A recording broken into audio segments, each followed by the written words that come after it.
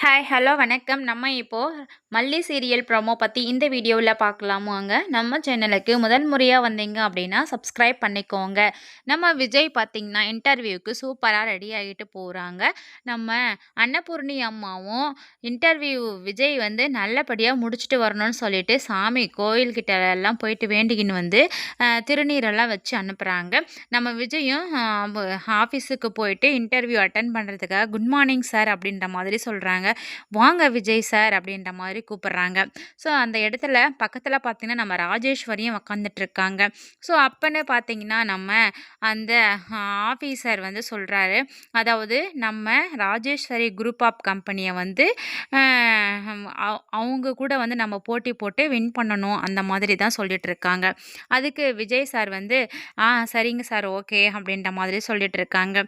So வெளியே வந்து நம்ம ராஜேஸ்வரி என்ன பண்ணுறாங்கன்னா விஜயை பார்த்து பேசுகிறாங்க. என்ன அப்படின்னு பார்த்தீங்கன்னா, நம்ம விஜய் கிட்ட நீ உன்கிட்ட கொடுக்க சொல்லி 2 லெட்டர் என்கிட்ட கொடுத்துருக்காங்க. என்ன அப்படின்னு தெரியுமா? ஒன்று வந்து நீ இந்த வேலையில் நல்லபடியாக வந்து செஞ்சு நல்ல பேர் வாங்கணும் அப்படின்ற மாதிரியும், இன்னொன்று வந்து நீ வந்து டிசிப்ளின் ஒழுங்காக இல்லை அப்படின்னு சொல்லிட்டு உன்னை டெர்மினேட் பண்ணிட்டாங்க இந்த ஆஃபீஸ்லேருந்து அப்படின்ற மாதிரி சொல்லிட்டு அடுத்ததாக சொல்கிறாங்க. அவ்வளோதான், இந்தா புடி, இதை எடுத்துட்டு நீ வீட்டுக்கு கிளம்பு, உன்னோட சோலி முடிஞ்சது அப்படின்ற மாதிரிலாம் சொல்லிட்டு இருக்காங்க. ஸோ இதையெல்லாம் கேட்டுட்டு நம்ம விஜய் பார்த்தீங்கன்னா அப்படியே பயங்கர கோவத்தோடு தான் நிற்கிறாங்க. இது எல்லாமே ராஜேஸ்வரியால் தான் அப்படின்றதும் நம்ம விஜய் சாருக்கு தெரியுது. ஸோ இருந்தாலும் அவங்களால அந்த இடத்துல எதுவும் பண்ண முடியல, அமைதியாக நின்றுட்டு இருக்காங்க. அங்கிருந்து வீட்டுக்கு வராங்க. ஸோ நம்ம மல்லிக்கிட்டேயும் சொல்கிறாங்க, மல்லி நான் தோத்துட்டேன் மல்லி அப்படின்னு சொல்லிட்டு.